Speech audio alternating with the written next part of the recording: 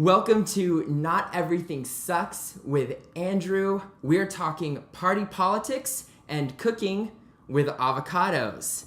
I am here with my guest co-host, Move Texas Executive Director, Drew Galloway. Welcome. Thanks so much for having me, Andrew. It's a pleasure to be here with you on the first episode. We're going to have some fun. Great, let's do this. Drew, tell us a little about yourself before we get into some avocado cooking. Great. So I'm the executive director of Move Texas. Most of you know us as Move San Antonio, but we just rebranded this week. And so we're a nonpartisan grassroots nonprofit that focuses on getting young people involved in our democracy through civic education, leadership development, and issue advocacy. And so we register young voters, help educate them on the issues that matter most to them, and then make sure that they go make their voice heard from City Hall to the presidency, all through voting. You mentioned you just got rebranded from Move San Antonio to Move Texas like 2 days ago. Why the change?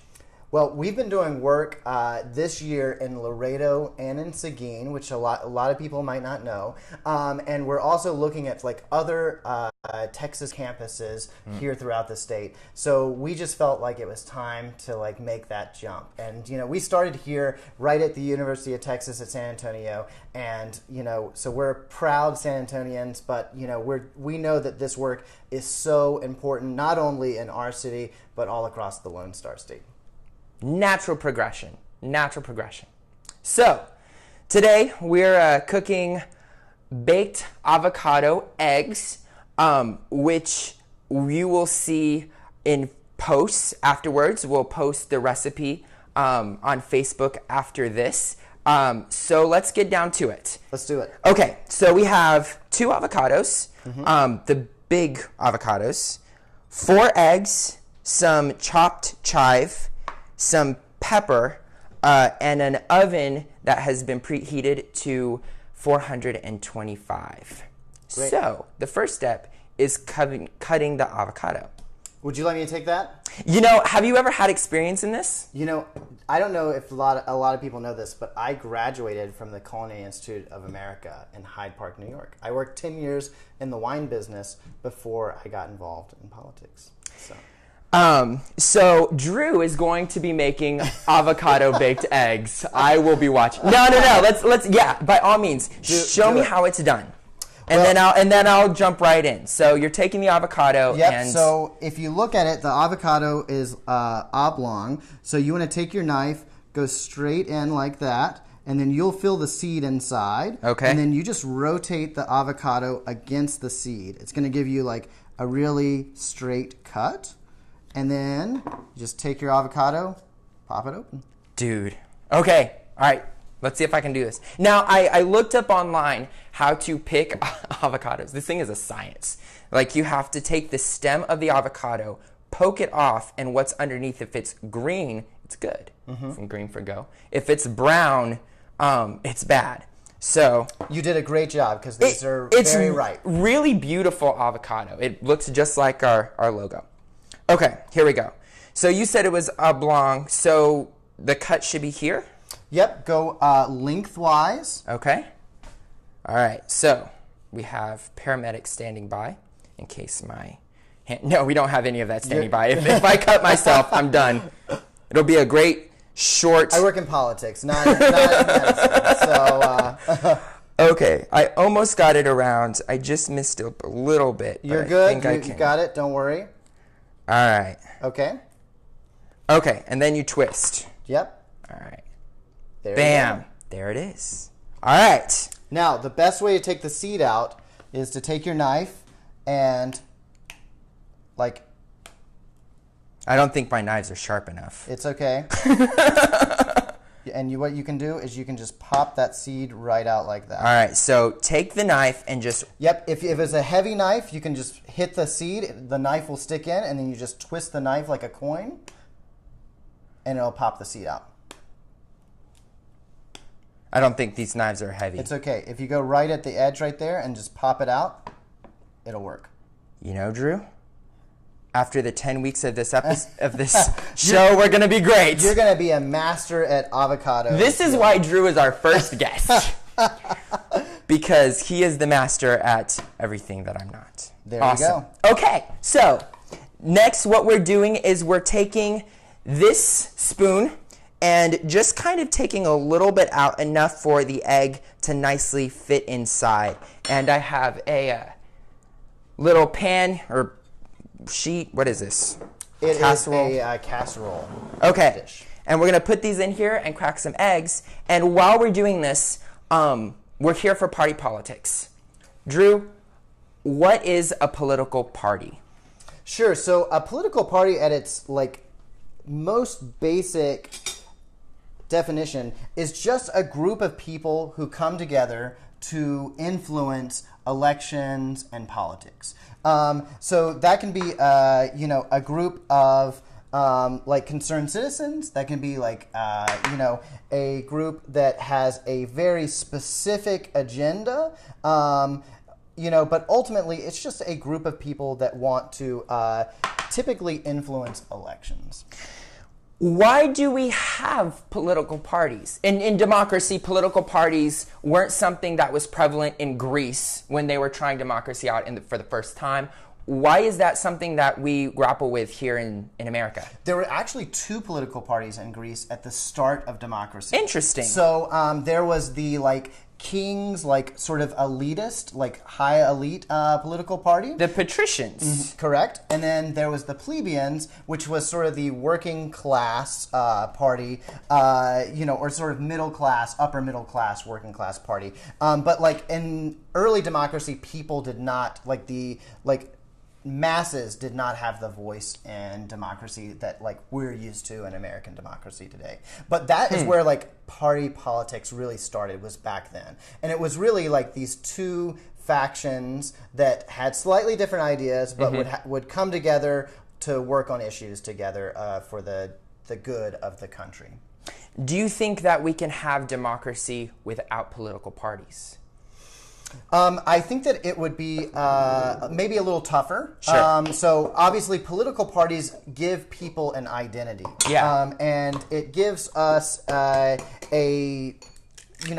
it feeds off of sort of the natural human tendency for tribalism, if that makes any sense. It does. It does. And so so we like to be around people that think like us. And yeah, that is really the reason why we have political parties.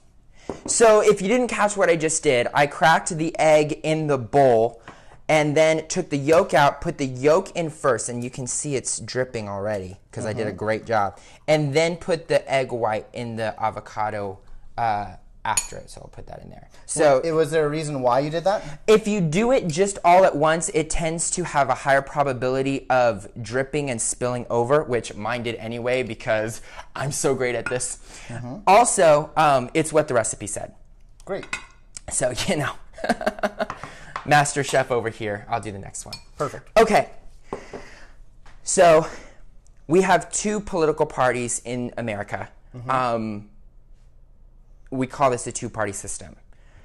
Why do we have a two-party system? Why aren't there more political parties? Or are there more political parties? Sure. So I think when you look at it, the founders actually didn't like what they call factions. And that varied. So you had George Washington, who didn't like factions at all and didn't really want there to be political parties or warned the American people against it. And then you had some like Hamilton who were like, parties are a necessary evil in some ways. Yes. And so the idea of parties have evolved in a lot of ways in American politics. But you're right, we really do have like a two-party system, which is the Republicans and the Democrats. But then we also have all of these like smaller third parties that are really important to the discussion that's happening right now in America as well, and have been important, for centuries.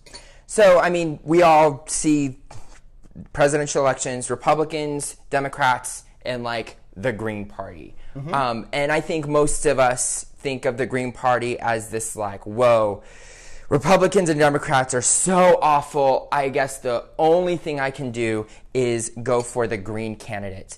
Drew, are there other alternatives, or is the Green Party our only other alternative? Or tell us a little bit about these small parties. A lot of people choose parties because that is the issues or the beliefs that they align with. Sure. And so, I know a lot of people who vote Green Party, and they do it because they care about the environment. And sure. They want to see increased renewable energy sources and candidates that represent their interest. And so all of, whether it's Republicans, Democrats, Libertarians, Green Party, Democratic Socialists of America, all of these different parties represent a different belief system or interest within the American people.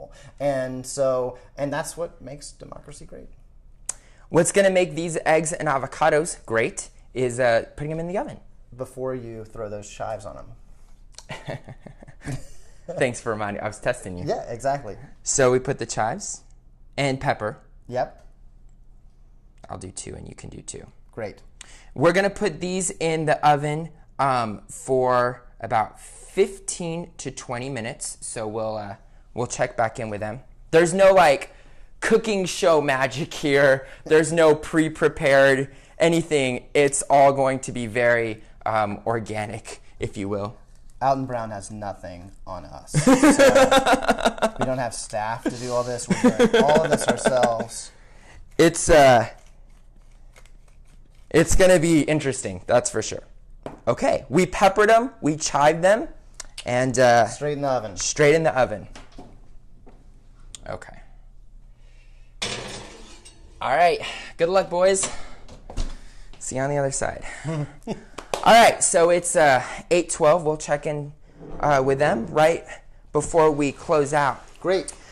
Okay, so we have all of these small parties that exist in America, 2 really big parties. All these candidates where some of them we like, most of them we don't. Let's say you are a voter going in to vote, and you're at the booth, you made it, you fought traffic, you finally found your right precinct because you procrastinated by not early voting. This isn't anyone I know. You walk in and you see 20 some odd candidates, and you recognize 1.5 of them. What do you do?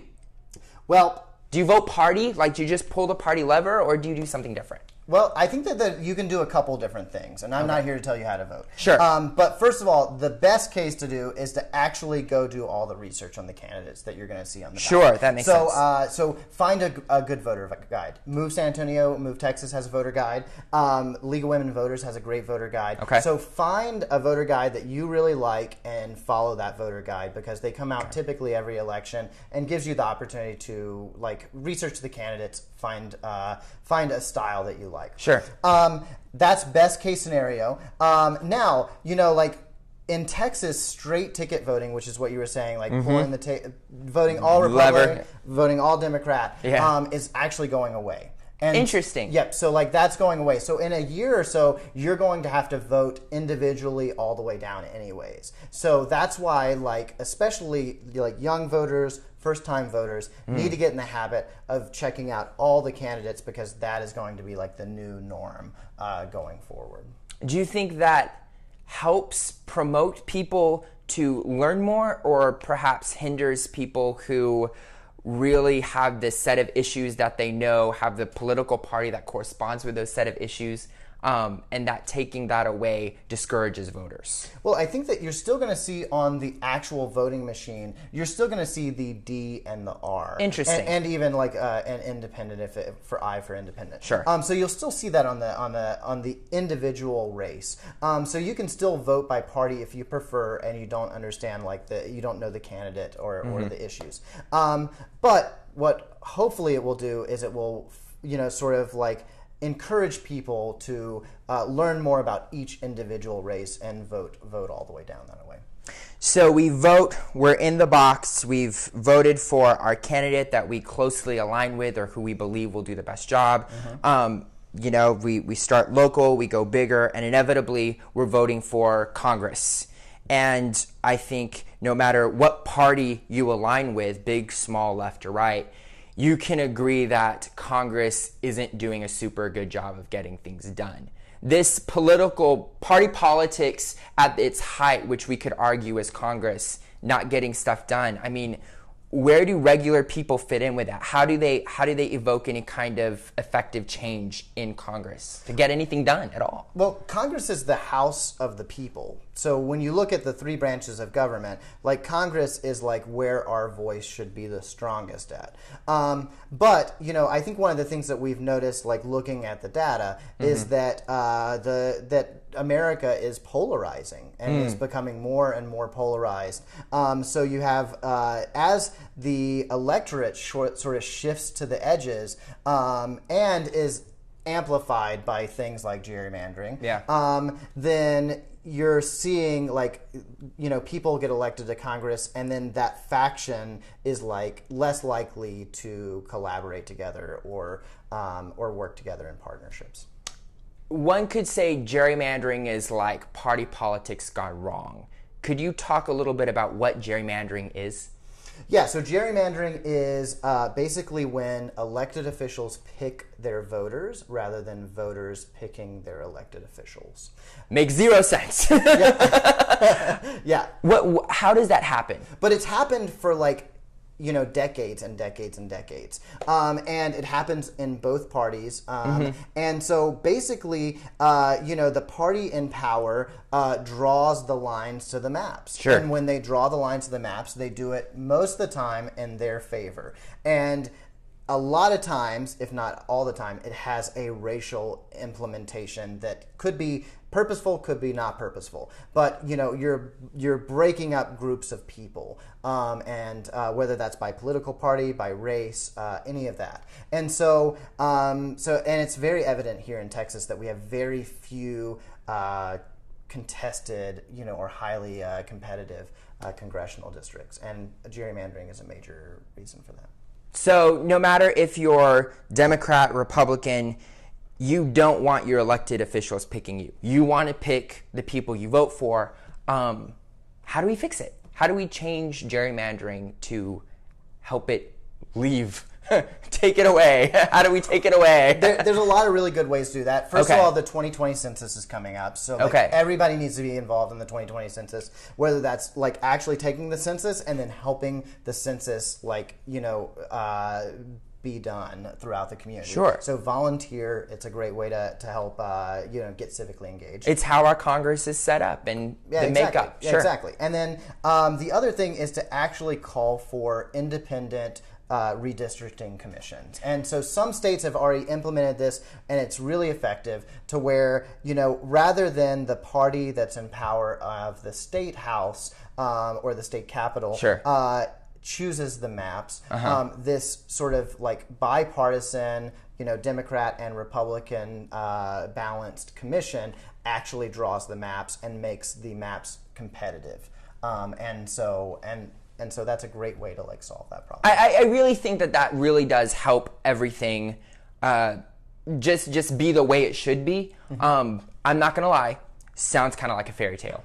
Does it happen right now, or is this something? There's other states that are actually testing this, doing this. Really? And so it's really effective. You see a lot of the old gerrymandered maps dissolve, and then you get more competitive districts. And then when that happens, you get districts that usually produce a candidate that is more reflective of the electorate itself. And then MIT, Stanford are also working on GIS modeling that will do all of that with only computers, and we'll look at hyper-local household level data and draw give you 10 different separate maps within seconds that make everything balanced and competitive.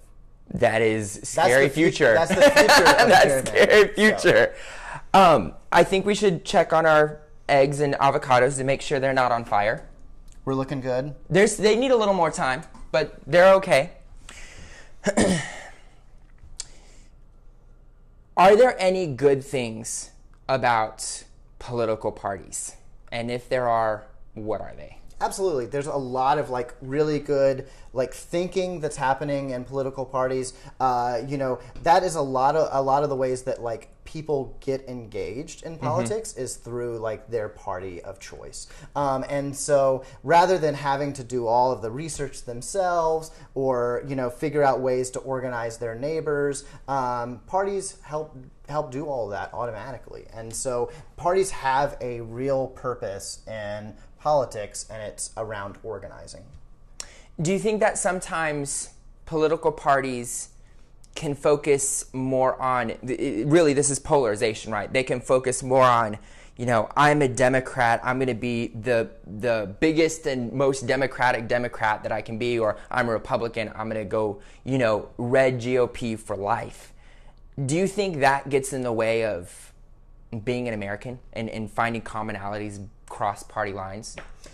I think that it's definitely not a good thing for our democracy, because what's happening is that the so-called purity test is increasing the polarization that's like naturally happening right now. Interesting. And so if you believe in like those issues and that kind of thing, go fight for it. But in some ways, like it's helping the polarization that's happening. So I think that we as American people need to do like more like deep listening, deep talking, and really having like discussions around things like race and gender and and issues that seem to divide us. We need to have those conversations. What's the difference between issue-based politics and party politics? Or is there a difference? There is a major difference. So, I mean, obviously, parties are grouping issues together and sort of like packaging them. Yeah. But issues really lead towards movements, right? Sure. So if you look at like civil rights, the civil rights movement, it was an issues-based movement. And same thing that we're seeing for like Black Lives Matter and March for Our Lives. Those are issues-based movements, and they really, our generation, the millennial generation, are issue-based voters. And so while our parents and grandparents were really party-aligned early on, what we're seeing now is that young people are really issues-based, and then the parties are sort of like molding around them and what they care about. So this is almost like the way democracy should work, right? Your populace picks the issues that matter, and then the party conforms to that, rather than the party telling you what to think, or how to vote, or how to think. Yeah, but I mean, I think that ultimately, like, there is like a consensus part of parties that matters. So, like, internally, the reason for the primary is to like choose the candidates that you want to go to the next, and have these like internal party conversations of like what you believe in, what you stand for, and then choose the candidates that stand for that platform or those issues, and then send them to the general election for the actual like the Republican versus Democratic runoff. But like I do believe that issues, at least for our generation, are a defining point for politics. I vote. You vote. If you're watching this, you probably vote too. Please vote. How do you convince other people to vote when it looks like, oh, I live in a red state or I live in a blue state, my vote doesn't matter? How do you convince your neighbors to vote? Absolutely. There's two reasons why young people don't vote. My vote doesn't matter, and voting is too hard. The first one's really, really easy to deal with, because there are candidates after candidates after candidates on both sides of the aisle that lose by like 10 votes, 20 votes. And so when you look at that, what I hear from them is they're like, we knock on door after door after door that's like, I'm not political, I don't want to get involved, I don't vote. But then when they lose or they win by 5 or 10 votes, it makes them really aware of the fact that like your voice, like your single voice, can really make a huge difference. So especially in like really local elections, like city elections, judicial races, ballot initiatives, like your voice has a tremendous impact. And then once you realize that your voice does matter, then it's the job of groups like Move Texas to help you like understand all the stuff about voting and how to get involved here in Texas. We are coming close to wrapping up our time together. Obviously, party politics is a big reason why we're talking. The bigger reason is the avocados. Let's do it. Let's see how these guys turned out. Oh, I think one of them looks really good. The others still look kind of clear, but we're going to take them out anyway. Let's do it. And just see what I'm going to do is I'm going to lay this here, and we're going to jump in this cabinet right here to get something that I don't burn my hands on. Very real possibility. Very real possibility. I do not cook. I'm happy to help you if you'd like. I appreciate that a lot, but you're our guest. All right. I got the oven for you. Thank you. Oh, well, these guys look not terrible. This is great right there. This is the winner. Yeah. And we're going to post these right after we finish up here so y'all don't miss much. This one looks pretty bad, dude. It's a little runny. So another 5 minutes in the oven and it'll be perfect. But if you want to show the audience, the avocado is getting a little brown and it's really, really nice. So like another 3 to 5 minutes in the oven, it's a done deal. So let's put these guys back in and we'll wrap up because we want pretty photos for Instagram. I live for pretty photos for Instagram, by the way. As we do all. Of us, so. Okay. We're called Not Everything Sucks. Tell us, what doesn't suck? There's a lot of things that are like going wrong with democracy right now in a lot of ways. And so if you feel that like democracy is in some ways under attack, that's that's probably the case. But there's a lot of really great things happening too. These like really grassroots movements that are being led by like young people, people of color, women of color, are absolutely like incredible and inspiring. And that is the miracle of democracy, is that it constantly renews. So anytime that like the American people think that democracy is failing or that there's a problem, like there is this like wellspring of like grassroots activism that pops up, and we're living through that moment right now, and that certainly doesn't suck. It gives me hope to see people get passionate about what they believe in, to want to do something about it, to want to become a better person regardless of what political party, and to promote other people who are doing the same to help us all out. Drew, I can't thank you enough for joining us this evening. You are incredibly smart, and it has been an absolutely fantastic conversation. I want to thank everyone who has been watching live stream, and if you're listening on the podcast, thank you for taking 30 minutes out of your busy schedule to hang out and learn a little bit about party politics. Next week, we are having a special guest co-host, James Rivera, who is an alum of the Congressional Hispanic Leadership Institute. He's another UTSA alum as well. James Rivera will be joining, talking about education in politics. Tune in. It's going to be awesome. That's pretty spicy. I don't know what we're going to cook. Maybe avocado toast? I don't know. You need to figure something out. Drew, thank you so much. Everyone, not everything sucks, and we're glad we told you why. Take it easy, y'all.